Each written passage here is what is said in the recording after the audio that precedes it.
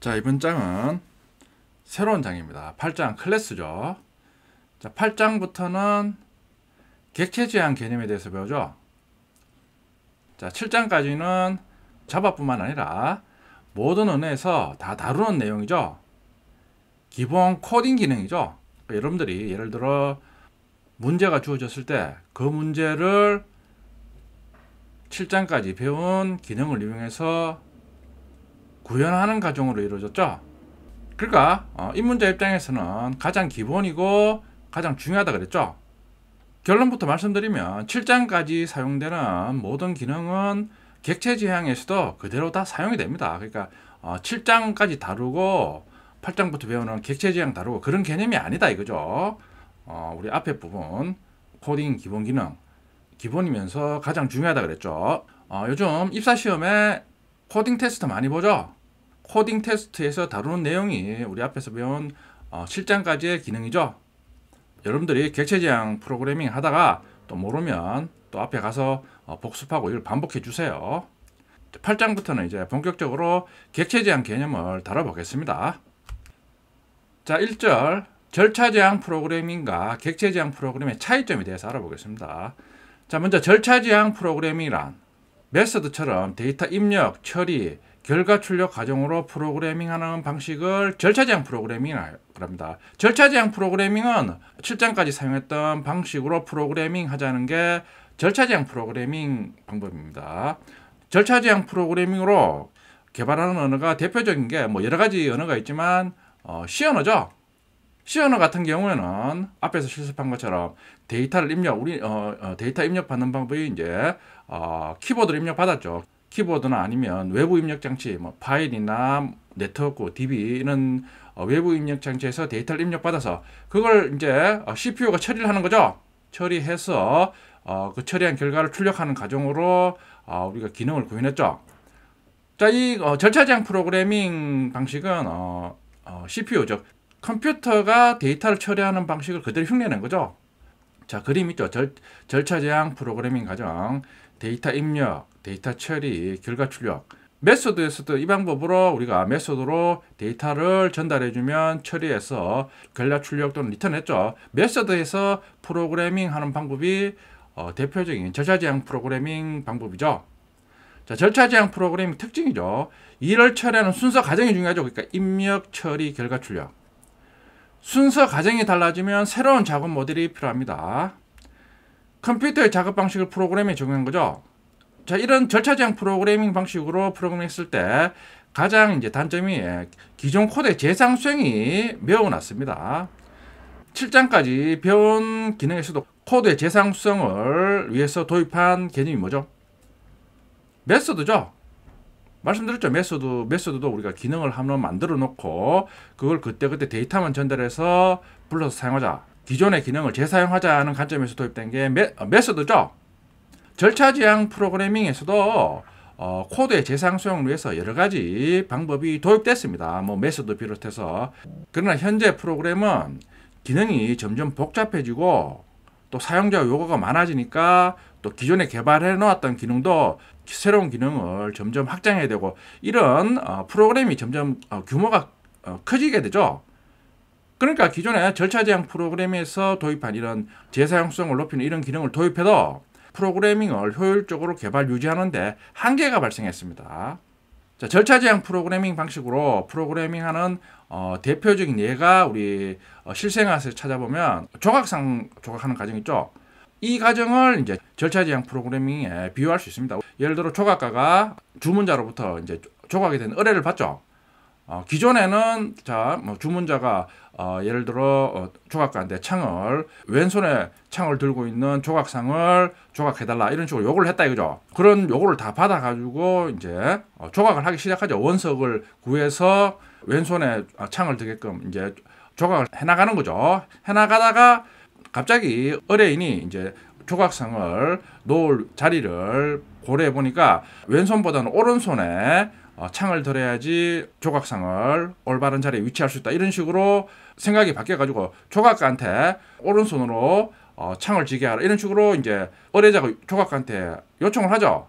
그러면 조각가는 한 8, 90% 다 진행이 됐는데 그런 식으로 창의 위치를 바꾸라 이러면 당연히 조각가는 안 된다 그러죠. 의뢰자의 생각이 우선적으로 적용돼야 되니까 조각가는 결국에는 기존에 창의 위치만 바뀌더라도 다른 부분은 아무 이상이 없죠. 다른 부분은 아무 이상이 없는데도 단지 창의 위치만 바뀌는 것만으로도 기존에 작업했던 조각상을 폐기하고 또 원석을 구해서 또 처음부터 다시 만들어야 된다 이거죠. 자, 이게 절차 제한 프로그래밍에 비유할 수 있습니다. 그러니까 조각상처럼 절차 제한 프로그램으로 우리 개발 시 비용, 개발 기간, 안정성 등의 한계가 있었다 이거죠. 그러니까 프로그램의 규모가 커지면서 재사용성이 문제가 된다 이거죠. 그러니까 말씀드렸듯이 조각상처럼 조금만 요구사항이 변경돼도 정상적으로 돌아가는 다른 기능도 전체적으로 다 개발을 해야 된다 이거죠. 그러면 또 다른 부분도 다 처음부터 개발해야 되니까 또 개발 기간뿐만 아니라 새로 테스트를 해야 되겠죠. 그러니까 비용, 개발 기간, 안정성에 한계가 있다 이거죠. 단순 생각하기에 창의 위치만 바뀌었으니까 다른 부분은 이상이 없으니까 재사용하면 되지 않겠느냐 이런데 조각상 같은 경우에는 그게 안 되죠. 재사용성에도 한계가 있다 이거죠. 근데 지금의 프로그램은 아까 말씀드렸듯이 점점 규모가 커지고 개발 후에도 유지보수 과정에서 새로운 기능에 대해서 추가 및 기존 기능에 대해서도 수정 요구가 계속 들어오는 거죠.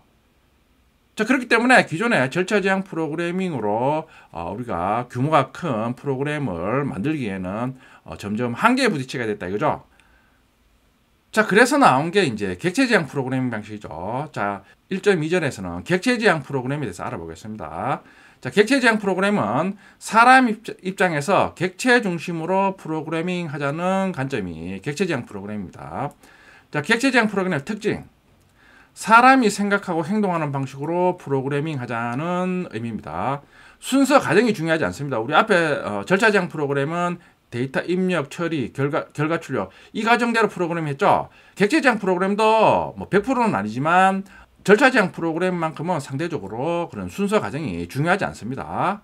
이해하기 쉽고 모듈화, 조립화가 용이합니다. 그러니까 아까 그 절차 지향 프로그램은 조각상을 원석에 일일이 다 다듬어서 했죠. 근데 이제 객체 지향 프로그램은 각각의 기능을 부품처럼 만들어서 그걸 조립, 모듈화 한다 그러죠. 조립해서 하나의 전체 기능을 만들자 이런 관점으로 접근합니다. 따라서 기존 코드에 재사용성이 높고 유지보수가 용이합니다. 설계 중심 언어입니다. 뒤에서 이제 차근차근 알아보겠습니다.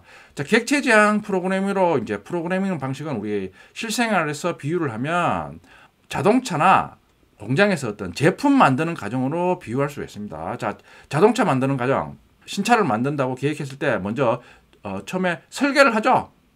자, 설계하고 난 다음에 이제 설계한 각각의 부품에 대해서 이제 개발을 하죠. 조각상처럼 원석에 한 번에 다 만들지가 않죠. 이런 식으로 이제 설계하고 난 다음에 물론 각각의 부품도 다 설계하죠. 설계하고 난 다음에 각각의 부품에 대해서 이제 핵심 부품은 회사에서 자체적으로 개발하고 또 다른 여러 부품들은 외주를 줘가지고 부품을 개발하죠. 자, 그리고 난 다음에 이제 이 부품을 자동차 공장에 납품받아서 컨베이어 벨트에 본체가 지나가면 각각의 작업원들이 그 본체에 대해서 자신이 맡은 부품을 조립하면서 결국에는 하나의 완성차를 만들죠. 이게 우리 실생활에서 자동차나 제품을 만드는 과정이죠. 그러니까 다 이런 식으로 부품화 시켜서 각각의 부품을 개발하고 난 다음에 그걸 최종적으로 이런 컨베이어 벨트에서 조립해서 하나의 완성품을 만든다. 이게 우리 자동차 만드는 과정이다 이거죠. 똑같이 객체 지향 프로그램도 객체 지향 프로그램에서 자동차의 각각의 기능을 수행하는 부품에 해당되는 것이 바로 클래스입니다. 우리 앞에서도 제가 잠깐씩 언급했죠. 클래스가 하나의 부품이다 이거죠. 우리 앞에서 예를 들어 배열 클래스, 배열에 관련된 기능을 모아놔서 배열 클래스를 만든다 이거죠. 그러니까 배열 클래스는 배열 기능을 하는 부품이다 이거죠. 그리고 수학 클래스, 수학에 관련된 기능을 하는 클래스다 이거죠. 예를 들어 뭐 평균을 구한다든가 반올림을 한다든가 아니면 난수를 구한다든가 이런 각각의 클래스가 하나의 부품을 한다 이거죠. 최종적으로 프로그램은 이런 각각의 클래스들을 하나의 컨베이어 벨트에서 조립하듯이 조립해서 자바 프로그램을 완성해 간다 이거죠. 그러니까 객체 지향 프로그래밍은 자동차 생산하는 과정과 같이 똑같이 각각의 기능을 클래스로 다 구현하고 난 다음에 그걸 최종적으로 조립해서 우리가 원하는 프로그램을 완성한다는 관점으로 프로그래밍을 하는 방식이 객체지향 프로그램이다 이거죠. 자, 그러니까 여기 보면 자, 객체지향 프로그램 특징에 제가 사람이 생각하고 행동하는 방식으로 프로그램 한다는 의미가 우리가 실생활에서 우리가 제품 만들듯이 프로그램을 만든다 그런 의미입니다. 그리고 순서 과정이 중요하지 않다는 게 자, 우리 조각상은 이제 전체 원석을 이제 차례대로 머리, 다리, 팔 이런 식으로 차례대로 만들었죠. 객체지향 프로그램은 자동차 만드는 과정에서 보면 자, 이런 식으로 설계를 했으면 각각의 기능을 만드는 거는 각각의 부품 회사에서 납기일만 지키면서 각각의 부품을 만들어서 납품만 하면 되는 거죠. 그러니까 어떤 부품을 빨리 만들고 어떤 부품을 늦게 만들고 그런 거 신경 쓸 필요가 없죠. 정해진 납기 기한까지 만들면 되는 거죠. 그러니까 순서 과정이 중요하지 않습니다. 다만 이제 컨베이어 벨트에서 최종적으로 조립할 때는 순서 과정이 중요하겠죠. 그러니까 상대적으로 절차 제한 프로그래밍 과정보다는 순서 과정이 중요하지 않다 그런 의미입니다. 그리고 이해하기 쉽고 모듈화 조립하기 용이하다. 제가 말씀드렸죠. 그러니까 자바 프로그램은 클래스 단위별로 다 일단은 개발하고 난 다음에 그걸 최종적으로 조립하는 과정으로 만들어지니까 이해하기 쉽고 모듈화 조립화가 용이하는 거죠. 기존 코드의 재사용성이 높고 유지보수가 용이하다. 뒤에서 설명드리겠습니다만 우리가 어떤 그 기능에 대해서 수정이나 추가할 일이 있다면 그 해당하는 부품 클래스에 대해서만 작업을 해주면 되는 거죠. 자, 그러니까 이제 설계 중심 언어가 되겠죠. 앞에서 설명드린 객체지향 프로그램 과정으로 클래스들의 조립으로 만들어진 자바 프로그램 구조입니다. 자, 일반적인 자바 프로그램의 구조다 이거죠. 보면 자, 말씀드렸죠. 각각의 클래스가 각각의 기능을 하는 부품이죠. 다시 그 부품은 세부적인 부품의 메서드들로 이루어졌습니다. 자, 앞에서 배열할 때 어레이즈 클래스 예를 들었죠. 어레이즈 클래스는 이름에서 알 수 있다시피 배열 기능을 하는 클래스죠. 배열 기능하는 클래스는 또 세부적으로 각각의 메서드가 배열에 관련된 각각의 기능을 또 맡고 있는 거죠. 그러니까 자바 프로그램도 클래스가 하나의 부품 기능을 하는데 그 클래스는 또 세부 부품인 메서드들로 이루어진다. 그 개념입니다. 뒤에 가겠지만 이 클래스가 또 조합이 돼서 하나의 더 큰 기능을 만들겠죠. 그런 기능이 또 모여져서 또 더 큰 기능이 된다 이거죠. 이런 식으로 자바 프로그램은 부품에 해당되는 클래스가 조합이 돼서 하나의 전체적인 프로그램을 이룹니다. 자, 이래서 좋은 점이 뭐냐? 클래스들의 조합, 모듈화로 프로그램 시 코드의 재사용성과 개발 후 유지보수에 용이합니다.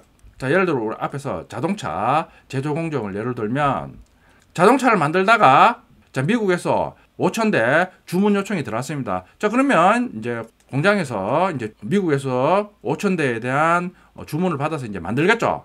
자, 근데 이제 만들다가 중간에 미국에서는 썬루프가 있는 자동차가 인기니까 썬루프가 있는 자동차로 교체를 해달라. 이런 식으로 중간에 요구가 들어왔습니다. 우리 앞에서 이제 조각상 만들 때는 자, 이런 식으로 중간에 요청이 들어오면 기존에 작업했던 게 다 무효가 되죠. 또 처음부터 작업해야 되죠. 근데 모듈화 조립식으로 우리가 제품을 만들 때는 썬루프도 하나의 부품이니까 썬루프를 담당하는 자동차 부품은 이제 본체겠죠. 본체를 만드는 회사에 의뢰를 해가지고 그 본체에 대해서만 썬루프만 좀 장착해달라 이런 식으로 요구를 해서 납품받으면 다른 부품들은 아무 상관없이 그냥 썬루프가 장착된 그 본체에 대해서 조립을 해서 납품을 하면 되는 거죠. 각각의 부품을 모듈화 시켜서 조립해서 제품을 생산한 경우에는 중간에 어떤 변경사항이 발생해도 쉽게 대응할 수가 있는 거죠. 변경사항에 대한 부품만 새로 개발하거나 수정을 하면 된다 이거죠. 객체지향 프로그램도 같습니다. 자바 프로그램이 이런 식으로 클래스로 만들어졌기 때문에 예를 들어 클래스 3이 담당하는 기능에 대해서 우리가 어떤 기능을 더 추가해달라 이러면 클래스 3만 우리가 새로 개발하거나 아니면 클래스 3에 관련된 메서드의 기능만 수정하면 다른 기능은 그대로 다 재사용할 수가 있는 거죠. 현재 프로그램의 규모가 점점 커지는 상태에서 개발이나 요구가 들어왔을 때 이런 기능을 일일이 다 개발하면 비용, 개발 기간, 그리고 새로 개발했으니까 또 안정성도 다 테스트를 해야 되겠죠. 현실적으로 불가능하다 이거죠. 그러니까 이제 모듈화해서 개발하면 어떤 요구가 들어오면 그 기능을 맞는 클래스에 대해서만 우리가 새로 개발을 하거나 수정을 해서 사용하면 훨씬 효율적이죠. 그러니까 기존 코드를 재사용할 수 있는 거죠.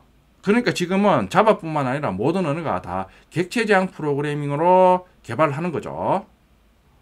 왜 지금은 객체 지향 프로그래밍으로 개발하는지 그 이유를 잠깐 알아봤습니다. 더 상세한 과정은 뒷부분을 가면서 더 세부적으로 알아보겠습니다. 그러니까 지금 그림에서 보듯이 자바와 같은 객체 지향 프로그램은 클래스로 각각의 기능을 구현해서 조립해서 완성된 프로그램을 만든다. 그런 과정으로 프로그래밍 하는 방식이 객체 지향 프로그램이다. 자, 이런 식으로 알아두시면 됩니다.